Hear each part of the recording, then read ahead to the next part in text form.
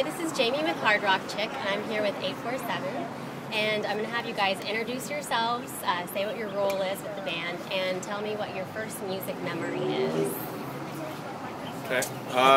I'm Sean. I play guitar in 847, and I guess my first memory of music is going to a local venue in Sacramento called the Cattle Club and seeing live bands play, and that just kind of set everything going. My name's Ben. I play drums in 847, and my same experiences with this guy. He took me to my first local show when we were in high school, and from then on, it's all music. And my name is Lance. I sing and play guitar. I don't know, I guess my dad's a musician. I kind of really didn't have a choice. It's not that kind of what I've done. Those are good memories, right? It's a good memory. It's a good. Those are good memories. All traveling across the country with your Yeah. dad Yeah. in a dress. All right. We don't need to go into that. You can look his dad up later. That's yeah. Okay. I'm Anthony Sardi. I play bass and I do programming for 847. First memory would have to be my mom singing to me. I guess kind of went from there. Added some bigger beats and bass lines, but she had some good rhythm. So. Cool. So you guys have been together since 2002, correct? Yep. What would you say has changed about you since then, and what stayed the same? I don't know. As far as change goes, it's the idea of how to write the music has really changed, because it's like you start off and it's like you just kind of jam and write songs, and now it's like we kind of look at songs more as like if you were going to paint a painting, there's layers, and especially there's now a method to how we write songs, so that's probably the biggest change. But as far as I think our focus to why we play music, definitely the same. Same people too. We're the same four guys in the band, and it's the same reason, because like how Ben and I, we went to our shows at an early age. It's like, you know, you just want to capture that energy that a band has, and you want to try to like relate that to other kids and have them, so when they come to a show, they have that same experience of like that excitement we had growing up. And I think that's what all of us are. That's the main goal, is the excitement, get kids to like live music. Absolutely. Yeah. But I don't know if anyone else has any other ideas of big changes. You know. That's pretty much. I mean, what stayed the same is we kind of came out, you know, when we were first doing music. Interview. Are we looking all right? How do we look? This guy. All right. I don't even know what the hell I was saying. Okay. No, talking about like the things that have stayed the same, what's changed in the band. You nailed it. Yeah, we just want to come with it like we have been since day one, and I mean, the kids seem to appreciate it. I mean, we definitely still have fun, and yeah. So you were talking a little bit about the live music experience already.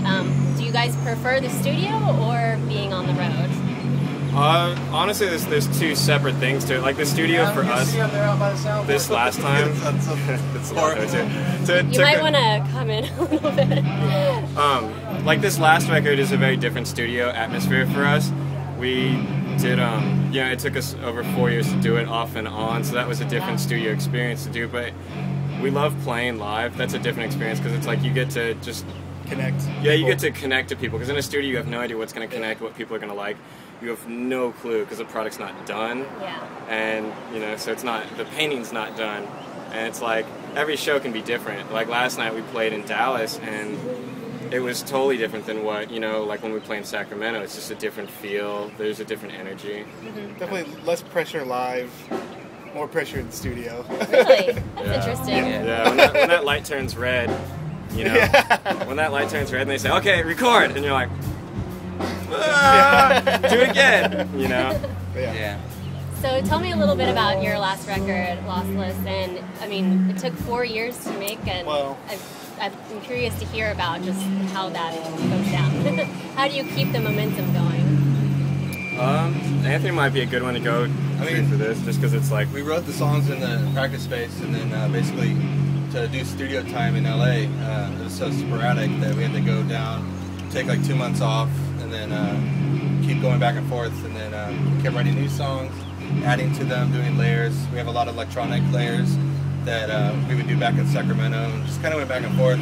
We were also playing shows and promoting our last record, so we weren't like the deadlines weren't there yet, so yeah, there's the Deftones.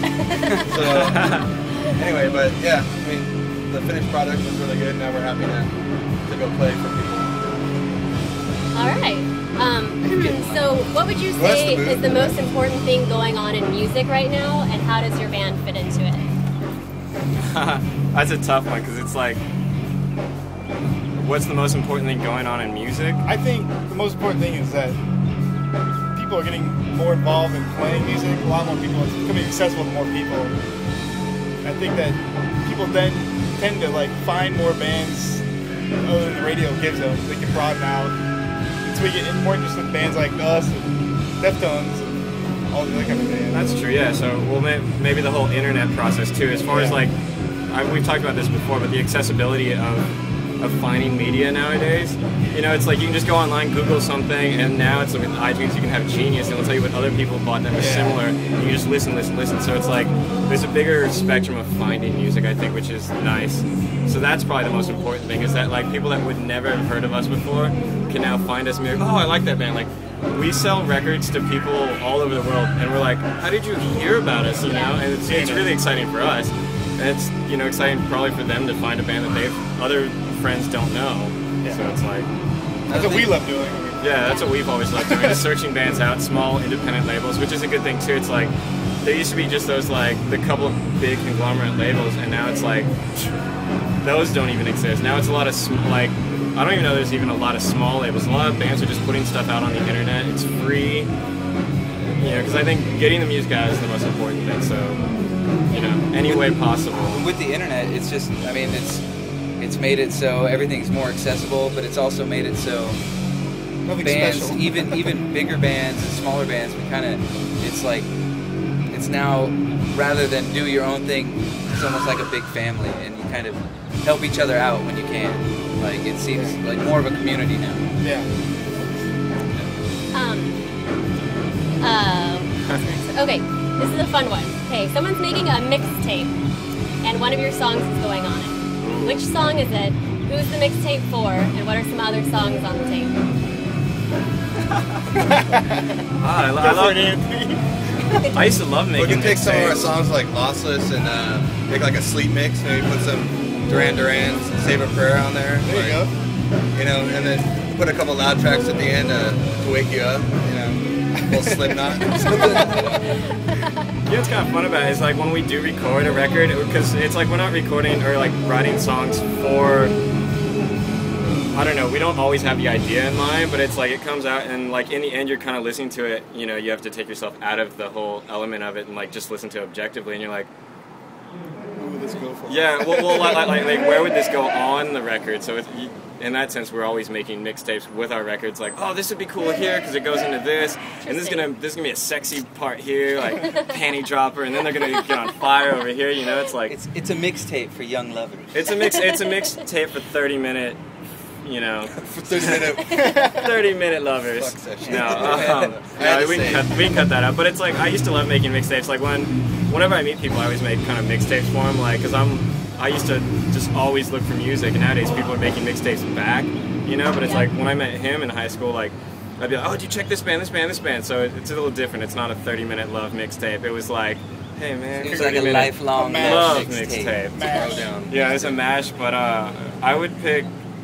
You know, because it's like the records that our last two records I think are really good, but let's see, what would I pick? I would pick Sleeping Dragons off the new one, you know, and I would mix it with this song.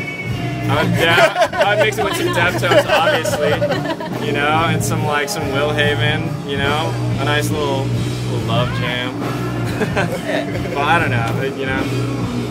You guys seem pretty involved in social media. Who would you say is your typical fan? Our typical fan, like our demographic? Yeah. Mid-20s, internet savvy. I was thinking mid-30s, non-internet savvy. I don't know, mid-10s. Facebook says that a lot of our fans are from New York. They're all like 13 to like 18, so that's kind of like the Facebook hit, you know? So go for it. I mean, younger than us. We've been playing for our peers, but now, you know, something's just switched. We're now like the younger generation's finding us. So, yeah, it's pretty good. So what would you say makes you guys different? What makes you stand out? I don't know. It's hard. I don't want to say it.